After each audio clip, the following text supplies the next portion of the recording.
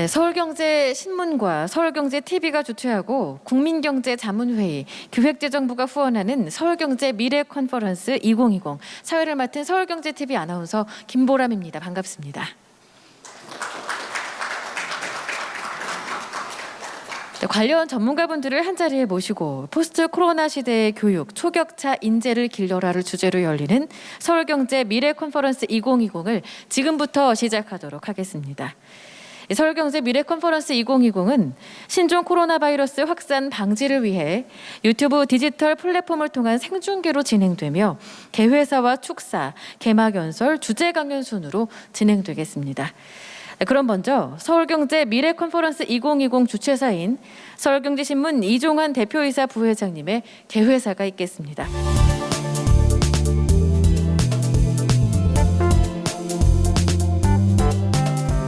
아시다시피 그 코로나19 코비드-19라 그러죠.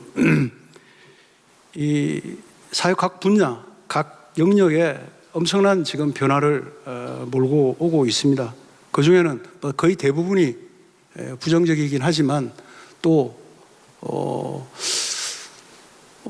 이런 또 망의 소독도 있구나라는 부분도 분명히 있습니다. 그 중에 하나가 저는 이 물리적 공간, 이 교실이라는 또는 강의실이라는 이거를 떠나서 이 온라인 또 디지털 기기를 능숙하게 사용하게끔 억지로 강요하는 부분들, 이것들이 저는 적어도 한 2, 3년, 3, 4년 정도의 미래는 앞당기지 않았나 이렇게 생각을 하는 부분도 있습니다. 하지만은 여러 직종 중에서도 오늘 우리가 주제로 삼고 있는 이 교육 부분도 엄청난 영향을 받고 있죠. 근데 이 어떤 그 교육 방식, 형식적인 어떤 문제뿐만이 아니라 실질적인 내용에서도 이 포스트 코로나 시대 이후 또는 4차 산업혁명 시대에 맞는 교육은 어떻게 이루어지고 인재를 어떻게 키워내야 할 것인가라는 문제를 늘 그래왔지만은 오늘 또다시 한번 더 진지하게 고민을 해야 되지 않을까 싶습니다. 8회째를 맞는 이번 미래 컨퍼런스의 주제는 쭉 말씀드렸듯이 포스트 코로나 시대 교육 초격차 인재를 길러랍니다. 냉혹한 현실입니다. 초격차 기업만 또 초격차 인재만이 앞으로는 아마 살아남는 그런 시대가 될 겁니다. 이런 냉혹한 현실 속에서 우리 교육이 다시 한번 이때까지의 방향을 잠시 멈춰서서 추스르고 미래에 어떻게 나아가야 될 것인가 하는 그런 시간을 가져보는 것은 뜻깊지 않을까 그렇게 생각을 합니다. 다시 한번 이른 아침부터 참석해 주신 여러 귀빈 여러분 또 유튜브를 통해서 시청하고 계시는 시청자 여러분께 고맙다는 말씀 드립니다. 건강한 모습으로 다시 또 뵙겠습니다. 고맙습니다.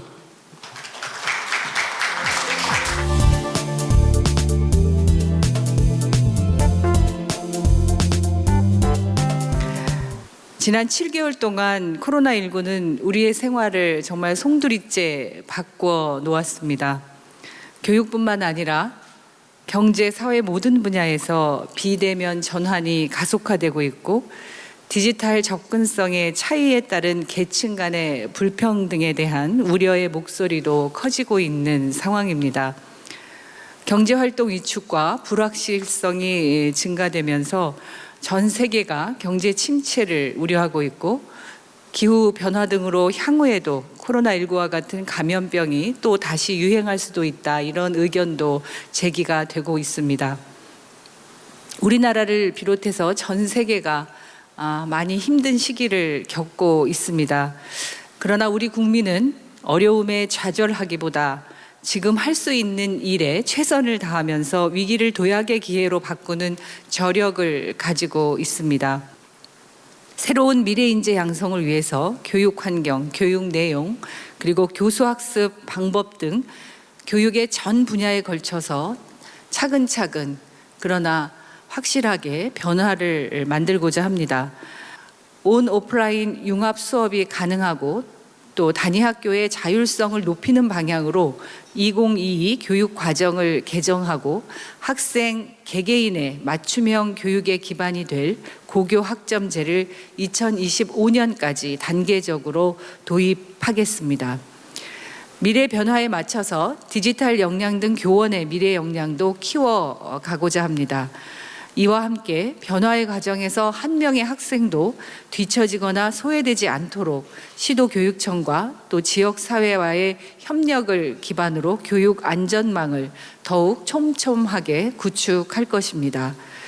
코로나19의 확산으로 전면적으로 도입된 원격 수업이 내실 있게 이루어져서 학생들이 질 높은 교육을 받을 수 있도록 대학의 자율적 원격 수업 관리 체계 마련을 위해서 적극 지원하도록 하겠습니다.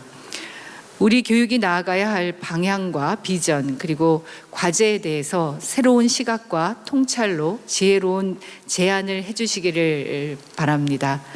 다시 한번 이 자리 이렇게 방역의 어려움 속에서도 마련해 주시느라 수고해 주신 모든 분들께 진심으로 감사드립니다. 고맙습니다.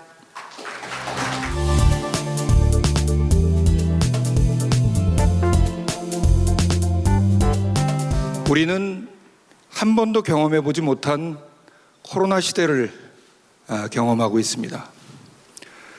그 변화의 폭과 깊이가 너무 커서 재난혁명이라는 말이 등장하고 있습니다. 재난혁명이라는 말 속에는 두 가지 뜻이 있는 것 같습니다. 하나는 그만큼 위기가 심각하다는 것을 말하는 것이고, 다른 하나는 오히려 위기를 기회로 만들 수 있는, 이 재난의 상황 속에서 오히려 혁명적 변화를 만들어내자는 실천적 의미가 내포되어 있는 말이 재난혁명이라고 생각합니다. 저는 국회의원 3선을 하는 동안 교육위원회에서만 활동했습니다. 그 이유는 교육이야말로 우리 미래 세대를 길러내는, 우리의 미래를 이끌어갈 인재를 길러내는 일이기 때문입니다. 그렇습니다. 이 코로나 위기 속에서도 우리가 확실하게 잊지 말고 가져가야 할 것은 우리 미래 세대를 이끌어갈 인재를 키워내는 일이라고 생각합니다. 그러나 안타깝게도 우리 유치원, 초중, 고등학교에 디지털 교육과 AI 교육을 담당하는 전담 교사가 없습니다. 우리 아이들에게 4차 산업혁명 시대를 이끌어갈 창의력을 심어주고 서로의 차이를 인정하고 포용할 수 있는 그런 인재를 만들어내기 위해서는 학교마다 적어도 한 명 정도씩의 디지털과 AI를 담당하는 교사가 필요한데, 해결해야 될 문제가 있습니다. 학령 인구가 줄어들기 때문에 교육 예산을 줄이고 교사도 줄여야 된다는 논의가 만만치 않게 우리 주변에 존재하고 있습니다. 오히려 위기일수록 안정적으로 교육 재정을 확보하고 교사를 줄일 것이 아니라 디지털과 AI를 전담할 수 있는 교사를 학교마다 한 명씩 배치할 수 있는 계획을 가져야 된다고 생각합니다. 교육 재정을 안정적으로 확보하고 우리 아이들을 AI 시대를 이끌어갈 수 있는 디지털 전사로 교육시킬 수 있는 그런 체제를 만들기 위해서 국회 교육위에서 많은 노력을 해 나갈 수 있도록 노력하겠습니다. 여기에 계신 분들도 혹시 학령 인구가 줄어드니까 교육 예산 줄여야 된다, 교사도 줄여야 된다 하는 얘기를 주변에 하는 분들이 계시면 그렇지 않다.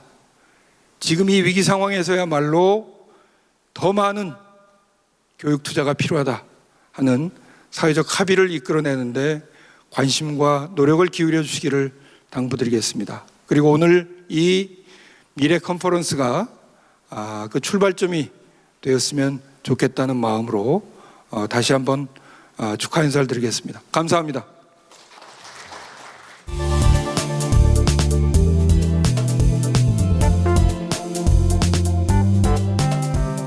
코로나19 사태가 장기화되어 정상적인 학교 생활이 힘들어진 지 7개월이 넘어가고 있습니다. 개강 연기와 순차 등교 그리고 급히 준비된 원격 강의가 이어지면서 학력 격차가 우려되는 자료가 발표되고 교육 현장에서도 이를 지적하고 있습니다. 지난 6월 수능 모의 평가 결과 절대평가로 채점되는 영어 영역의 경우 1등급 비율은 높아졌고 2등급부터 4등급까지의 중위권 학생은 줄고 5등급부터 9등급까지 하위권 학생은 그만큼 증가했습니다. 국어와 수학도 똑같은 현상이 나타나고 있습니다. 또 현행 원격 수업은 EBS나 교사가 제작한 영상 링크만 던져주는 온라인 자율학습이라며 실시간 쌍방향 수업을 요구하는 목소리가 높아지고 있지만 제대로 반영될지 미지수입니다. 2학기가 시작되고도 코로나 확산 방지 대책만 있을 뿐 1학기와 비교했을 때 학교의 교육과 돌봄 기능에 대한 실질적인 변화는 없습니다. 대학도 마찬가지입니다. 1학기에는 미처 준비가 되지 않았다며 피해갈 수 있었습니다만 부실한 원격 비대면 수업에 대한 학생들의 불만이 등록금 반환 요구로 이어지고 있습니다. 코로나로 대학들은 등록금, 단기 수강료, 기숙사 운영, 임대료 및 사용료 등 수익이 대학교당 평균 24억 정도 줄었습니다만 인건비 지출은 줄이지 못해 더 큰 어려움에 봉착하고 있습니다. 그럼에도 교육부는 대학 기본 역량 진단 지표에 오프라인 강의와 온라인 강의를 포함시키려 했을 뿐 교원 충원율 등 대부분의 종전 지표를 유지하고 있습니다. 코로나로 교육에 상당한 변화가 필요하나 아직까지 어떤 변화를 만들어야 할지 구체적인 방향이나 변화가 보이지 않고 있습니다. 이런 상황을 적절히 간파하고 진행되는 이번 컨퍼런스를 통해 이광현 교수님과 김희상 교수님의 창의 인재, 새로운 교육에 대한 강의와 오늘 참석해 주신 많은 분들의 의견까지 취합해 코로나19 사태에 따른 교육의 대전환에 국회가 제 역할을 할 수 있도록 노력하겠습니다. 8회째를 맞아 교육의 대전환을 주제로 컨퍼런스를 개최해 주신 서울경제신문과 이종환 대표님께 다시 한번 감사드리며 오늘 참석해 주신 모든 분들과 함께 다가올 미래 시대의 변화에 맞춘 교육의 혁신을 이룰 방안을 마련할 수 있게 되기를 기대합니다. 감사합니다. 네.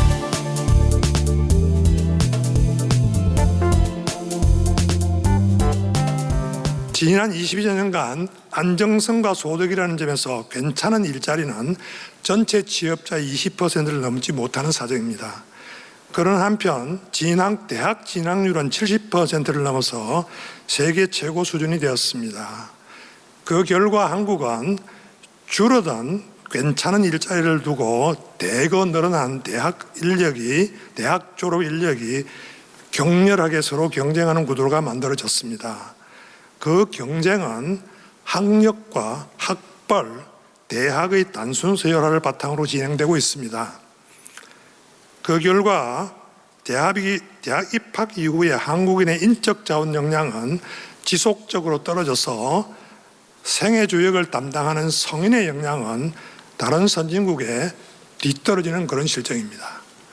결국 한국은 교육 투자에서 세계 수위를 다투고 있지만 혁신의 바탕이 되는 것이 아니라 소득을 이전받기 위한 지대 추구에 자원을 집중 투입하고 있는 사정입니다.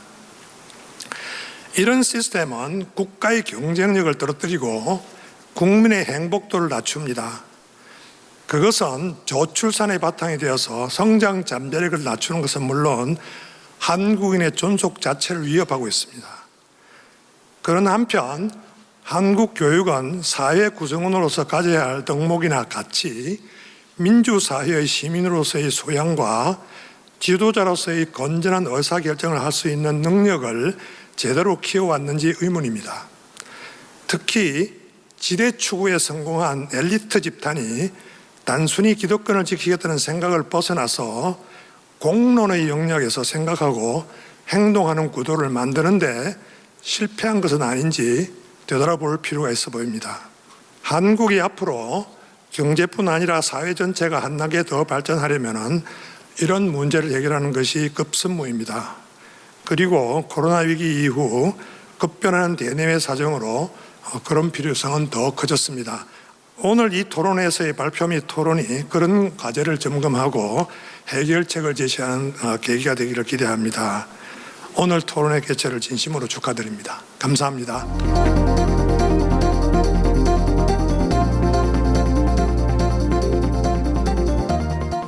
네, 안녕하십니까. 저는 장애 인재는 어떻게 만들어지는가 이런 제목으로 잠깐 말씀을 드리도록 하겠습니다. 우리 주제에서도 그렇지만은 모든 사람이 창의력이 중요하다고 얘기합니다. 창의력이라는 것은 아주 간단하지 않습니까? 새로운 거를 얘기하는 거예요. 새로운 거 생각하는 겁니다. 낯선 걸 얘기하는 겁니다. 그런데 우리 자신 또는 자녀들 생각해 봅시다. 단 1시간이라도 이렇게 중요하다고 하는 창의력을 개발하는 데 투자해 본 적이 있습니까? 이렇게 중요하다고 하는 창의력을 기르기 위해서 학교에서 창의력 개발 수업이 있어요? 우리 교육부총리님 계시는데 이렇게 중요하다고 하는 걸 학교에서 가르칩니까? 저는 본 적이 없어요. 그 많은 과외 공부도 없어요. 이거는 아마 창의력이라는 거는 개발 노력을 해서 되는 게 아니고 그냥 타고난 것이라고 생각하고서 포기하는 게 아닌가 생각이 들어요. 저는 근데 유대인들을 봐서도 우리 생활에서도 보더라도 이거는 노력을 하면은 그 창의력의 원리를 알면은 우리는 기를 수 있다고 생각을 합니다. 단지 우리가 포기하는 거는 창의력이 어떻게 해서 길러진다는 것을 원리를 터득하지 않고 그거를 중요시하지 않기 때문이라고 생각을 해요. 우리는 일상생활에서 항상 현실에 고착되어 있습니다. 우린 지금 여기 신라 호텔에 있어요. 9월 10일 신라 호텔에 있습니다. 현실에 고착되어 있습니다. 그런데 질문을 하게 되면 서로 대화를 하면서 질문하게 되면 서로 생각을 주고받으면서 서로 상대방을 자극하게 됩니다. 그래서 새로운 환경을 받아가지고 뇌가 자극을 받으면 새로운 생각하게 되는 거죠. 너무 당연한 얘기 아니겠습니까? 그래서 자극받은 뇌는 새로운 생각을 해서 새로운 말을 하는 것이고 새로운 행동을 하게 되는 것이죠. 그런데 지금 우리 앞에는 지금 또 하나의 도전이 왔습니다. 다 앞에서 언급하셨듯이 코로나 시대가 됐어요. 코로나가 이게 금방 끝날 것 같지 않고 지속되지 않겠습니까? 자, 그래서 비대면 교육이 지금 많이 이제 시행되고 있습니다. 저희 학교에서도 지난 한 학기 비대면 교육을 열심히 했습니다. 코로나 영향으로 교육뿐 아니라 사이버로 연결되고 비대면 교육 원격 회의, 오늘 우리도 지금 원격 이런 행사를 하고 있고요. 재택근무, 원격 예술 이런 것들이 지금 보편화 되고 있어요. 그런데 비대면 해보니까 장점이 많습니다. 지금 이 유튜브를 통해서 보시는 분들 아침 일찍 나가서 거기 힘들게 가지 않고서 유튜브를 통해서 편하게 보시잖아요. 좋습니다. 거리와 시간을 절약해 줍니다. 그리고 채팅을 통해서 저도 수업을 해보니까 교실에서 질문을 하지 않던 학생이 채팅을 통해서 채팅창을 통해서 질문하니까 좋은 점이 있어요. 그래서 지식 전달하는 데는 저는 괜찮다고 봐요. 그리고 지식 활용하는 능력 함양에도 괜찮은 것 같아요. 그리고 표준화되고 대량 교육 시스템에서는 또 비대면 교육이 괜찮은 것 같아요. 저희 학교에서도 한 학기 끝나고서 강의 평가를 했습니다. 교육 성적 평가. 그랬더니 교수님들이 학생들한테 학점 주는 걸 보니까 학점을 조금 더 후하게 주셨어요. 전체. 저희 학교에 한 학기에 2,000개의 강의가 개설되는데 전체 평균이니까 약간 학점이 좀 후해졌어요. 그리고 학생들이 교수님을 평가하는 강의 평가에서도 보니까 큰 차이가 없어요. 강의 평가가 좀 떨어진 부분이 어떤 거냐면은 교수님이 녹화를 해서 이게 들려주는 거, 그거는 좀 만족도가 떨어졌어요. 그러나 실시간으로 서로 대화를 주고받으면서 이런 식으로 질문하고 받고 이러면서 이제 온라인으로 하는 거는 강의 평가가 좋아졌습니다. 그러니까 장점도 꽤 있는 겁니다. 아주. 그런데 이 단점은 집중과 현실감이 부족해지는 거죠. 부족한 거죠. 집중. 제가 지금 현재 오프라인 교육에서도 학생들 가보면 교실에 가면 몇 명이 자고 있어요. 엎드려. 그러니까 정말 구속된 이 세상이 싫은 겁니다. 학교가 싫은 겁니다. 그런데 거기를 또 선생님 옆에 계시지도 않는데 그걸 자기가 컴퓨터 앞에서 그걸 수업을 1시간 어떻게 듣습니까? 집중이 안 되는 거죠. 그래서 컴퓨터 켜놓고 그냥 딴짓하고 그러기가 쉬운 거죠. 그래서 집중과 현실감이 부족하고 참여 얼마나 잘 참여하는지 이거 이제 관리가 잘 안 돼요. 예. 그래서 동료들하고 또 만나기가 어렵기 때문에 창의적인 이게 서로 질문을 주고받고 해야 되는데 그러기 어렵고 협동이 어렵고 그래서 아주 우리 지금 미래 사회에 필요한 이 창의 협동에 가장 어려움이 있지 않을까. 그리고 또 대형 강의를 하기 때문에 인터넷으로 하면 뭐 다양성 교류 그리고 저희 학교에 보니까 특히 어려움이 이제 실험 실습입니다. 실험 실습의 경우는 아주 치명적이에요. 그래서 지금 이거를 AR, VR 이런 기술을 통해 가지고 실험 실습을 할 수 있는 그런 시스템을 저희들이 개발하기 시작을 했습니다. 그래 이것에 대한 이제 대안으로 이런 이제 단점을 위해서 만회하기 위해서 기술이 AI하고 빅데이터 당연하죠. 그래서 학생에 맞게 학생의 수준에 맞게 학생한테 질문도 해주는 그런 맞춤형 그리고 다양하게 지금은 어느 선생님이 수십 명, 수백 명한테 대해야 되는데 AI가 선생님 보조 역할을 하면은 다양성도 제공하고 발상 또 새로운 질문 해줄 수 있지 않을까. 그래서 이제 발상의 전환, 그래서 지식 활용, 기계 협동 이런 거는 어느 정도 AI와 빅데이터가 보완해 줄 수 있지 않을까 생각합니다. 그리고 또 AR과 VR, 홀로그램 이 기술을 통해 가지고 현실감 학생들이 실감적으로 느끼게 하고 또 집중할 수 있게 이런 것도 해줄 수 있고요. 그런데 시간이 많이 오래되면 이것도 어려움이 있을 거라고 봐요. 그래서 저희 학교에서는 교수님들 할 때 온라인 강의할 때는 15분에서 20분 하고는 잠깐 쉬라고 이렇게 권유를 하고 있습니다. 그 영상인식과 음성인식을 통해 가지고 학생이 하는 얘기, 질문하는 얘기를 맞춤형으로 대화형으로 실시간으로 받아가지고 그거를 학업에 평가하는 질문한 학생, 질문 어떤 학생이 했는지 이걸 다 문자인식, 음성인식 기술을 통해 가지고 다 해결할 수 있기 때문에 이걸 하자는 거고 또 지금 나와 있는 일반화되어 있는 기술이 아이 카메라가 있습니다. 눈동자를 추적할 수가 있습니다. 그래서 학생이 수업 시간에 무엇을 바라보고 있는지 컴퓨터 화면을 켜고서 다른 걸 쳐다보고 있는지 컴퓨터 화면을 보면서 공부할 수 있는지 이런 식으로 해가지고 수업 참여도도 평가할 수 있고 강의 성과도 평가할 수 있을 거라고 생각을 합니다. 이것이 바로 이제 기술적으로 어느 정도 이제 보완할 수 있는 것이죠. 그런데 여전한 한계는 있습니다. 여전한 구속이죠. 학교 가야 되고 선생님이 하는 거 시켜야 되고 표준화된 거 따라야 되고 골라잡기 시험을 봐야 되고 그리고 또 협동하고 질문하는 거. 그러니까 학교 가는 시간이 줄어들기 때문에 친구들 만나는 시간이 줄어들어요. 그러니까 사고로 서로 주고받아 가지고 교류하는 그런 시간이 줄어들어요. 그래서 다양성에 굉장히 이제 한계가 느껴지는 것이죠. 그래서 비대면 교육의 한계는 저는 결국 우리 인간의 본성에 대한 한계라고 봅니다. 우리 인간이 컴퓨터 화면을 바라보면서 그렇게 10분, 20분, 30분, 50분 집중할 수가 없어요. 교실에서도 선생님 얘기하시는 거 듣기 싫어가지고 엎드려 자는데 어떻게 컴퓨터를 보면서 집중할 수 있겠습니까? 그래서 인간 본성, 인간이 인내심의 한계, 그리고 변화를 싫어하는 그런 경향, 그리고 의존하는, 그리고 게으르고 또 남들이 뭐 하면은 이제 질투하는 이런 인간의 본성은 우리가 다 인정을 한다면은 이런 것들에 의해서 인간의 한계가 이제 주도적으로 교실에서 적극적으로 참여하고 다양성 있게 대화하고 협동하고 그리고 새로운 것 시도하는 뭐 이런 것들은 우리가 한계죠. 이게 바로 인간의 한계입니다. 이게 바로 우리 제도로 돼가지고 우리 제도의 한계가 됐고 학생들은 학교에 가면은 엎드려서 자는 학생이 많은 그런 현실이죠. 그래서 결국 변화하고 다양성을 주고 학생들이 손들고 얘기하는 질문하는 그런 용기 주고 도전의 문제 이것은 우리에게 한계로 남아있는 거고요. 그래서 저는 이 비대면 교육이든 교실 교육이든 어느 경우에다 적용되는 것으로서 보완책으로 이러한 것들을 해결하기 위해서 인내심과 주도성, 습관만 따라가는 그런 관성 이런 거를 다 좀 보완해 주기 위해서 현실에 안주하는 거. 우리 학생들도 지금도 그래요. 이제 더 옛날보다 더 그런 것 같아요. 이상한 얘기 하면은 우리 옛날 말 있잖아요. 모난돌이 질문 뭐 돌 받는다, 뭐 정 맞는다 이런 거를 생각하는 것 같아요. 그래서 좀 이상한 얘기, 혁신적인 그런 얘기를 하는 걸 꺼려요. 두려워해요. 이게 바로 우리가 그 표준화되고 획일화된 이런 교육을 통해서 만들어낸 결과이죠. 그리고 이런 거를 파괴해야 된다고 봅니다. 그래서 구속의 파괴. 제가 하는 수업이 하나 있습니다. 이 수업은 미존이라는 수업입니다. 한자로 썼듯이 미존이에요.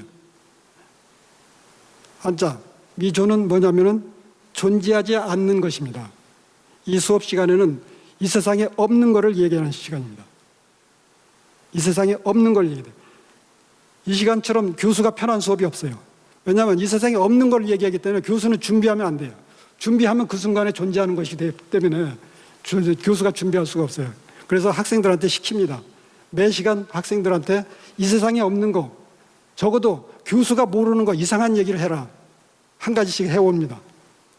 어디서 들은 거, 어디서 읽은 거 같은 거 그런 얘기하면 학생이 점수가 없어요. 전혀 생각하지 못하는 이상한 얘기를 하면은 점수를 받습니다. 이건 바로 우리 스스로 머릿속에 가지고 있는 제약, 구속을 파괴하는 연습을 하는 겁니다. 이 수업을 하면은 가장 이상한 것을 말하는 학생이 A+를 받기 때문에 이 수업 중간에 가면은 학생들이 어느 날 저한테 가끔 얘기합니다. 교수님 놀라워요. 일주일 동안 계속 새로운 생각하려고 하다 보니까 텔레비전 그 드라마를 보다가도 제가 이 드라마를 어떻게 막 전개하는 게 좋을까 막 이런 생각을 하게 된다는 거예요. 책을 읽다가도 이상한 이걸 어떻게 변형을 해서 새롭게 만들까, 교수님한테 가서 어떻게 하면 칭찬받을까 이 생각을 한다는 겁니다. 그래서 이 수업은 이상한 생각 말하기입니다. 제가 지금 또 하나 추진하는 게 포스트 AI 연구입니다. 지금 모든 사람이 AI 노래를 부르고 있습니다. 제 전공이 AI입니다. 제가 30년 전에 AI 공부를 시작을 했습니다. 10년, 20년 후에 그때도 제 분야의 AI가 지금처럼 대접받고 있을까? 여러분 생각해 보세요. 10년 후에 그렇게 되겠습니까? 아니죠. 또 다른 인간은 이 AI가 일상이 됐을 때는 그 다음 새로운 걸 추구하고 있을 겁니다. 그러면 그게 뭔가? 바로 그걸 준비하는 대학이 인류 대학이 되는 것이고 그걸 준비해서 산업화시키는 나라가 인류 선진 국가가 되는 거죠. 그래서 저희는 포스트 AI 연구를 시작을 했습니다. 그래서 AI가 일상화가 됐을 때 우리 인간의 삶은 어떻게 변해있을 것이고 그렇게 변해있는 인간은 새로운 걸 추구할 텐데 그 어떤 걸 추구할 것인가, 그 추구하는 것에 맞춰서 우리 기술을 어떻게 할 것인가. 그래서 저희 AI 연구팀은 10년 후가 아니라 지금 연구 제안서 쓰는 게 아니라 10년 후에 우리 사회를 위해서 내가 할 수 있는 일이 뭘까, 그 제안서 쓰는 연습을 하고 있습니다. 그래서 저는 제가 앞에서 말씀드렸듯이 우리 인간 본성의 단점을 보완하기 위해서 인터넷을 통해서 선생님들이 도전할 수 있게, 우리 인간 본성은 가만히 있는 거예요. 도전하는 거 두려워해요. 옆 사람이 눈치 보이는 거 싫어해요. 그러나 그걸 만회할 수 있게, 그거 해줄 수 있는 게 우리 가지고 있는 AI와 빅데이터 기술이고 그걸 맞춤형으로 그 질문에 대해 칭찬해주고 그리고 다양성을 강화해주고 자유를 주고, 질문이 정말 중요하다고 생각합니다. 여러분 교육부총리님 계시는데 거창하게 교육제도 막 고치는 거 너무 머리 아프시죠? 잘 안 되시죠? 잘 안 돼요. 잘 안 될 거라고 봐요. 저희 같이 작은 학교에서도 정말 완전히 뒤집어 고치고 싶은 생각이 드는 때도 있지만 안 돼요. 근데 저는 간단하게 할 수 있는 일이 부총리님께 제안하고 싶습니다. 그래서 우리 우등상 주잖아요. 우등상 대신에 저는 질문하는 학생한테 상을 주면 좋겠어요. 물론 우등상도 주세요. 그래서 부총리님, 전국에 있는 전국의 학교에 대해 질문하는 학생, 질문 잘하는 학생 한 명씩 뽑아가지고 질문왕이라는 상을 주세요. 그러면 나라가 바뀔 거라고 봅니다. 여러분 그런 경험 없으세요? 질문해가지고 선생님이 싫어하는 눈치 보이시고, 근데 장관이 질문왕 상을 주면은 어떻게 선생님들이 학생들한테 질문할 때 싫어하는 눈치를 보일 수 있겠어요? 저는 그래서 이렇게 간단히 좀 해주십사. 그리고 그래서 결론적으로 질문하며 협동하는 그런 학교를 만드는. 그래서 이게 보통 우등상입니다. 위 학생은 교과 성적이 뛰어나고 품행이 단정하여 이에 상장을 수여함. 그래서 요 상장도 주시고요. 요 상장도 주시고, 위 학생은 창의적인 질문을 많이 하여 질문왕으로 선정되었기에 상장을 수여함. 이런 상을 학교에 하나 싹 주시면은 10년 후면 나라가 바뀌지 않을까. 요거 있습니다. 요거 여러분, 요 사진 이게 뭐예요? 이게 뭐예요? 그렇죠? 요거죠. 요거. KBS 골든벨이죠. 근데 요거요. 이게 KBS 골든벨인데 이게 20세기입니다. 20세기. 20세기 방식이에요. 여기 보세요.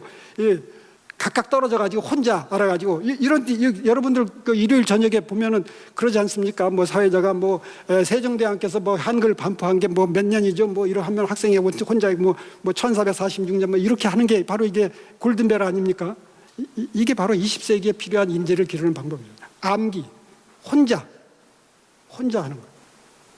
저는 그래서 이 AI 시대는 이런 교육은 경쟁력이 없다고 봅니다. 그런데 아직도 21세기 대 중반을 향해서 가는데도 지금도 이 20세기의 이런 교육이 좋은 것처럼 전국을 향해서 이게 방송을 하고 있어요. 그래서 저는 앞으로 이렇게 바뀌어야 된다고 봅니다. 어떤 조직이든 혼자 하는 거 있습니까? 이제는 그룹을 지어가지고, 그러니까 골든벨도 그룹을 지어가지고 컴퓨터를 보면서 거기서 문제를 풀어낸 그런 골든벨을 하게 해주십사. 저는 부탁드리고 싶어요. 그래서 암기형에서 협동 토론형으로 마치겠습니다. 감사합니다.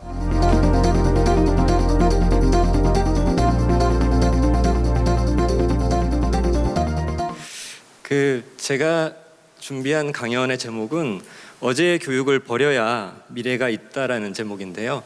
어제의 교육을 버리라고 하는 것이 다소 좀 도발적으로 느껴질 수도 있을 것 같습니다. 그런데 이제 제가 왜 어제의 교육을 버리기까지 해야 되는가에 대한 말씀을 드릴 텐데요. 딱 두 가지 질문으로 압축된다고 봅니다. 어제의 교육을 왜 버려야 되나? 그다음에 두 번째는 새로운 교육이 과연 가능할까라는 질문입니다. 자, 첫 번째로 어제의 교육이 우리 한국 사회 경제에 만들어 온 것에 대해서 잠깐 짚어보면은요. 일종의 그때는 맞고 지금은 틀리다. 이제 영화 제목하고는 그 반대입니다. 그래서 과거에 우리가 고도 성장기에 그 추격 경제 시절에 맞았던 효율적 교육의 정답은 그때는 목표가 모방형 인적 자본으로 충분했기 때문에 공장형 학교에서 주입식 교육을 하는 것이 매우 효율성이 높은 교육 방식이었습니다. 그리고 그때는 8~9% 고도 성장을 했었고요. 그런데 이제 90년대 중반 이후에 우리가 성장률이 쭉 미끄러지고 있는데요. 그리고 그 시기와 일치하게 교육 투자가 경제 성장에 기여하는 그 교육 투자의 경제 성장 기여도가 하락하고 있는 것을 볼 수가 있습니다. 그러니까 더 이상 과거와 같은 교육이 지금의 새로운 성장 체제를 뒷받침하지 못하고 있다는 얘기죠.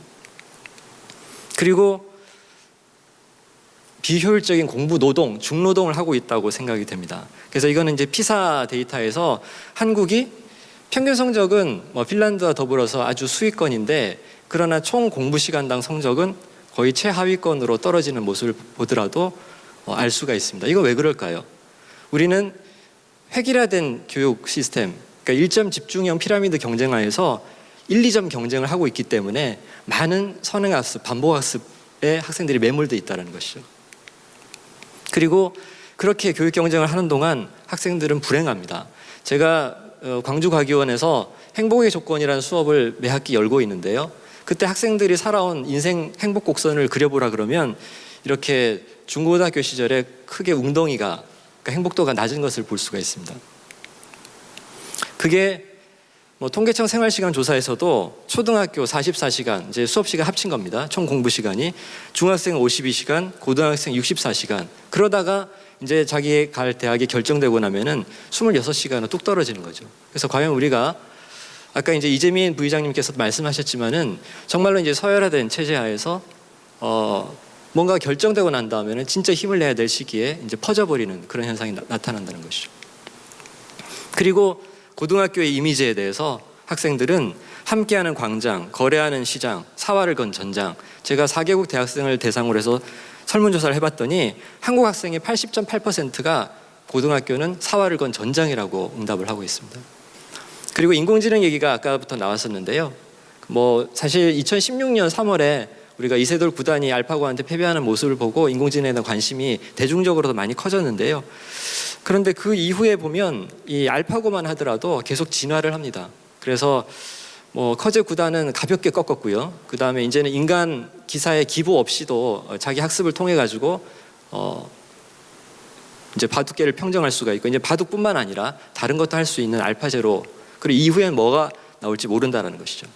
바둑뿐만 아니라 사실 전문 자격사들도 마찬가지입니다. 대표적인 전문 자격사 업종이 이제 변호사 같은 경우에 이제 미국의 이제 변호사 20명하고 인공지능 로직스하고 이 대결을 펼쳤는데요. 5가지 종류의 이제 클라이언트하고 주고받는 기밀 유지 협약 문서 요거를 검토하는 대결을 했을 때 결과는 인간 변호사는 검토 시간이 평균 92분, 검토 정확도는 평균이 85%가 나왔습니다. 근데 AI는 검토 시간 26초, 검토 정확도는 94%로 가장 능숙한, 가장 숙련된 이 변호사 수준을 보였다는 것이죠. 그래서 기술이 이렇게 빠르게 발달하고 있는데 교육과 기술의 경주에서 교육이 크게 뒤처지면 어떤 일이 일어날까요? 이건 이제 미국에서도 확인된 것인데 고숙련 인력의 공급이 부족해서 결국은 임금 격차가 심화됩니다. 그래서 미국이 IT 혁명 이후에 이 학력 간의 임금 격차가 크게 폭발적으로 증가한 것도 이제 그런 추측을 뒷받침한다고 볼 수가 있죠. 지금 현재 글로벌 경제는 뉴 노멀이라고 불리는 여러 가지 새로운 국면의 특징들을 보이고 있는데요. 그래서 저성장, 고부채, 저고용, 저물가, 저금리, 탈세계와 탈동조화가 나타나고 있고 그다음에 승자 독식과 양극화가 플랫폼 경제에서 심화되고 있습니다. 그리고 불안정 노동이 증가하고 있고요.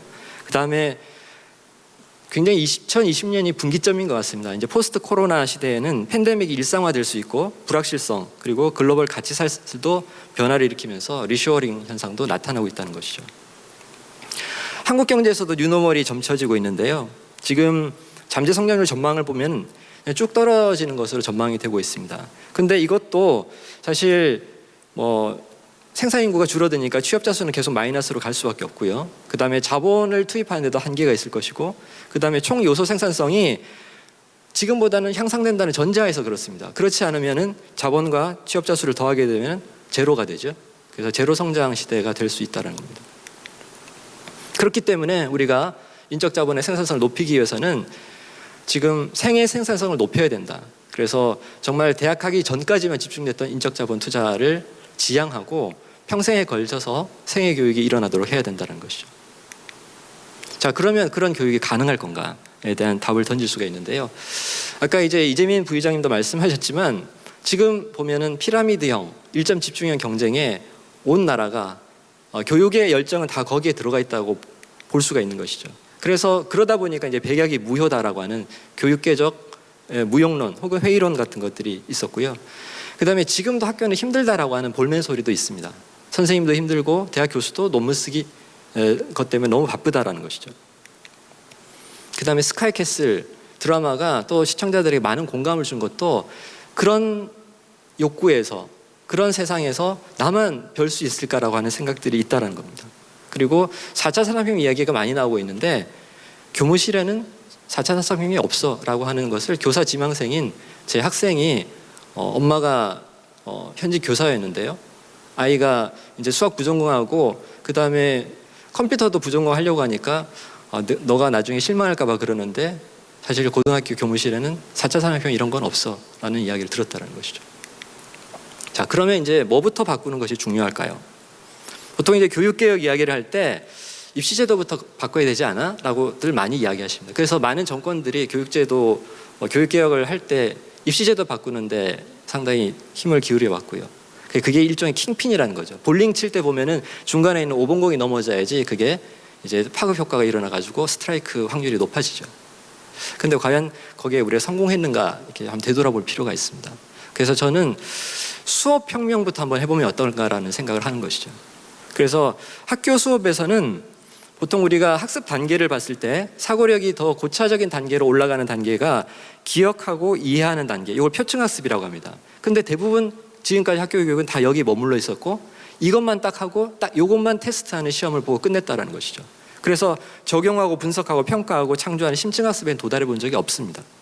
그런데 앞으로는 표층학습 같은 경우에는 온라인 교육으로도 할 수가 있고 정말로 교실 수업에서는 상호작용이 풍부한 프로젝트 수업, 그래서 교사가 그냥 티칭을 하는 것이 아니라 코칭을 하고 수업 설계를 하는 디자이너가 되는 그런 수업이 필요하다는 것입니다.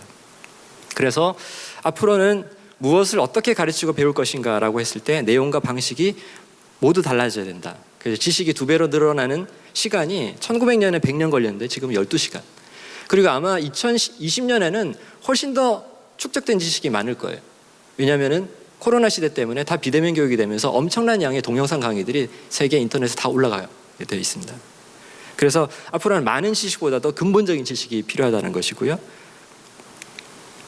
그래서 한국 교육 패러다임이 그러면 어떻게 바뀌어야 하는가, 누가 무엇을 해야 되는가라고 했을 때 교육 주체들이 주도해야 될 2대 공교육 혁명에 대해서 저는 아까 말씀드렸던 수업 혁명, 그래서 학교에는 더 이상 자는 학생이 없어야 될 것이고요.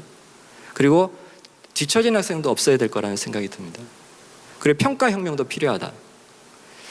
지금 우리가 계속 상대평가 등급 경쟁을 하면서 아까 사활을 건 전쟁터로 학생들이 고등학교도 인식하고 있는 것이었죠. 그런데 최근에 보면은 연대 의대 같은 경우에도 그 전 과목 절대 평가를 도입하면서 의사고시 합격률도 높아졌고 성적 스트레스 때문에 휴학하는 학생들도 줄고 학생들 간에 이제 협업을 한다고 합니다.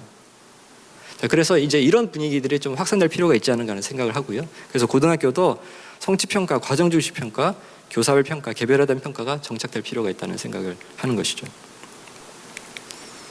그리고 교육부만 개혁될 필요가 있는 것이 아니라 사회 분야 개혁도 필요한 것이죠. 그래서 대입제도뿐만 아니라 교육과정 개혁도 필요하고요.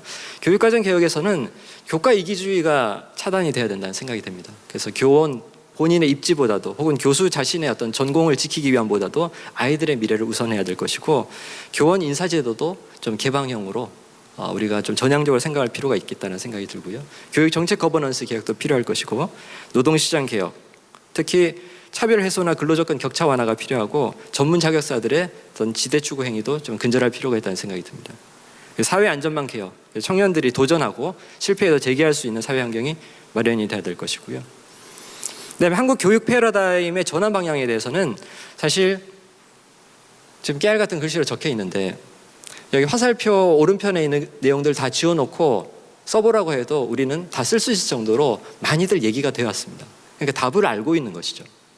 그런데 여태까지 실행을 못했다라는 겁니다. 그래서 과연 이게 성공한 사례가 있는가? 사실 싱가포르 같은 경우에도 우리랑 비슷한 문제의식을 가지고 있었고, 그렇지만 유연성을 발휘해서 개혁을 해냅니다. 그래서 Thinking School, Learning Nation, 생각하는 학교, 그 다음에 배우는 국민을 모토로 해가지고 교육 혁신의 슬로건을 내거는데, 이건 교사들 스스로 Teach less, learn more라고 해가지고 과거같이 교사가 많이 가르치려고 하지 말고 그냥 학생들이 많이 배울 수 있도록 도와주자라는 그런 모토를 교사들 스스로 도출을 하고요. 거기에 맞춰서 교육 과정이라든지 교육 방식을 바꿔나가고 있다는 것이죠.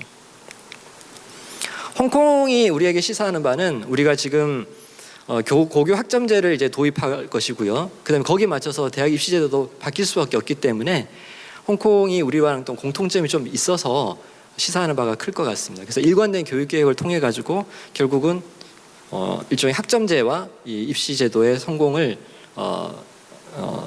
변화에 좀 성공을 하고 있는 나라로 인식이 되고 있고요. 그리고 저는 포용적인 혁신이 매우 중요하다고 생각하는데, 애리조나 주립대가 최근에 많이 주목받고 있습니다. 이제 이 학교는 뭐 랭킹상으로는 아주 우수한 대학은 아니지만 그래도 가장 혁신적인 대학으로 4년 연속 1위가 되고 있고요. 그리고 그 모토는 포용적인 혁신입니다. 그래서 우리는 A+ 학생들만 선발하려 노력하는 것이 아니라 B, C 학생들도 받아가지고 A+ 학생으로 키운다. 그리고 그렇게 키우는 방법은 AI를 활용해가지고 학생 맞춤형 적응 학습을 하겠다는 것입니다. 자, 그렇게 해서 그 기술을 교육에 적극적으로 도입한 결과 학생들의 표준적인 이 학업 성취도나 또 탈락 비율은 매우 낮아지고 여러 가지 교육 성과가 나타나고 있다는 것이죠. 그리고 우리도 보면은 지금 어쩌다 이 사이버 강의 올해 다 하게 된 것이죠. 그래서 아까 한 5년 정도는 우리가 미래 교육을 앞당겨서 지금 실행하게 된 것 같다라고 했는데, 역시 처음에는 사고가 속출하고 그 다음에 지금의 온라인 교육은 오프라인 교육을 모사하는 수준이기 때문에 여러 가지 아쉬움들이 많이 나오고 있습니다. 그런데 이제 미네르바 스쿨 같은 경우에는 코로나19 이전에도 실제로 보면은 모든 수업은 온라인으로 했었고, 물론 이제 그것을 바탕으로 해가지고 현장 프로젝트 세계 7대 도시를 돌아다니면서 LBL을 하는 거죠. 로케이션 베이스드 러닝을 하는데, 그런데 미네르바 스쿨의 온라인 수업은 좀 다릅니다. 여기서 보면은 학생들의 얼굴이 다 보이고 색깔들이 노란색, 빨간색, 파란색 이렇게 다르게 보이죠. 이거는 일단 초록색으로 되어 있는 학생은 충분하게 토론에 참가하지 않고 있는 학생이에요. 빨간색은 좀 활발하게 하고 있는 학생이고요. 그래서 학생들이 수업의 중심이 되도록 하는 것이고, 교수가 만약에 5분 이상 이야기하면 경고음이 울리고요. 교수가 10분 이상 말하면은 이제 마이크가 꺼지게 돼 있습니다. 그리고 에콜 42 이거는 스티브 잡스형 어떤 자율적인 창의 인재를 양성한다라는 모토하에서 교수도 없고 교과서도 없고 학비도 없이 운영되는 미래형 대학이라고 볼 수가 있는데, 자, 이런 것도 우리가 교육에 시사하는 바가 크죠. 자, 그러면 이제 교육 혁신의 목표 인재상은 무엇인가라고 했을 때, 이제 10년 후 미래에 어떤 직업 기초 능력이 필요한가 분석한 것을 보면 위기 대처 능력, 대응력, 미래 예측력, 인지적인 부담 관리, 그리고 기계와의 협업 능력, 이런 것들이 앞으로는 매우 중요할 것이다라고 예측이 되고 있습니다. 그래서 한국형의 뉴노멀을 극복하기 위해서는 창의, 새로운 가치를 창출한 역량이죠. 그 다음에 더불어 일하고 남과 나누는 인성, 그리고 자기 삶을 사랑하고 존중하는 긍정의 마인드, 이런 것들이 필요할 것이다 라는 생각을 하고 있고요. 그리고 경쟁력과 이 행복을 위해서 어떤 자본이 필요한가? 저는 아까 교육이 무엇을 목표로 해야 되는가라고 했을 때, 그때 이제 떠오르는 게 나폴레옹과 톨스토이의 교육관이 대비된 책이 있었는데요. 그 나폴레옹은 교육의 목표는 정말로 국가 발전을 이끌어갈 엘리트형 인재를 양성하는 것이다라고 생각을 했고요. 그리고 톨스토이는 건전한 민주 시민을 양성하는 것이라고 생각했어요. 근데 사실 두 개 다 필요한 것이죠. 우리가 지금 초격차 인재를 생각해 보면 이 정말로 거친 경쟁 시대에 1등만이 살아남을 승자 독식 시대에 초격차 인재를 길러내는 것은 우리의 경쟁력 먹거리하고 직결되어 있을 것이고, 그러나 우리 사회가 건강한 방향으로 나가고 그다음에 엘리트들의 전횡으로부터 사회를 보호하고 지켜낼 수 있는 건전한 상식을 가지고 있는 시민성을 갖고 있는 민주시민을 길러내는 것 역시 중요한 과제라고 볼 수가 있겠습니다. 그리고 한국 학생들이 행복감이 매우 떨어지기 때문에 저는 경제 자본이나 인적 자본뿐만 아니라 서로 더불어 일하고 그다음에 남을 신뢰하고 협력하고 연대심을 갖는 사회자본, 이런 것도 교육에서 많이 길러져야 된다고 생각하고요. 그러기 위해서는 사실 수평적이고 협력적이고 학생 중심형의 교육이 필요합니다. 그 다음에 심리자본도 사람이 꼭 가져야 되는 중요한 자본이라고 생각할 수 있는데 긍정 마인드인 것이죠. 자아 존중감, 자신감, 낙관주의, 회복 탄력성이 필요하다는 것입니다. 그래서 이제 마지막 슬라이드인데요. 제가 미네르바 스쿨 설립자인 벤 넬슨이 한국에 왔을 때 그 강연 들으러 갔었는데, 그때 넬슨이 이야기했던 얘기 중에 그래서 제일 기억에 남는 게 이거였습니다. 그래서 본인도 학교 다닐 때 이렇게 선생님한테 들었던 얘기 중에 제일 기억나는 얘기라고 하면서 선생님이 그런 질문하셨대요. 지구상에서 바퀴가 굴러가는 속도는 언제부터 빨라졌을까? 사실 예수가 탄생한 2000년 동안 거의 지상에서 바퀴가 굴러가는 속도는 바뀌지 않았다는 것이죠. 사실은 기원 전에도 마차는 존재했기 때문에 마차가 가장 빠른 수단이었다는 겁니다. 그래서 심지어는 이제 1900년 뉴욕 5번가에도 마차가 주류라는 것을 알 수가 있죠. 그러나 불과 13년이 경과한 시점에 같은 거리에서 사진을 찍어보면은 이제 마차는 거의 보이지 않고 다 자동차로 바뀌었다는 겁니다. 그래서 우리가 세상의 변화라는 것은 같은 속도로 같은 페이스로만 일어난 것이 아니라 급변점이라든지 전환점이 있다는 것이죠. 저는 2020년이 그런 분기점 중에 하나가 될 거라는 생각을 하고요. 그래서 우리가 미래 사회에 필요한 준비를 해야 되지 않는가라는 생각을 합니다. 네, 이상으로 제 강연을 마치도록 하겠습니다. 감사합니다. 이것으로 서울경제 미래 컨퍼런스 2020을 모두 마치도록 하겠습니다. 이른 시간에도 불구하고 행사에 참석해 주신 모든 분들과 지금 이 시간 유튜브로 시청해 주시는 모든 분들께 다시 한번 감사 인사드립니다. 함께해 주신 여러분 고맙습니다.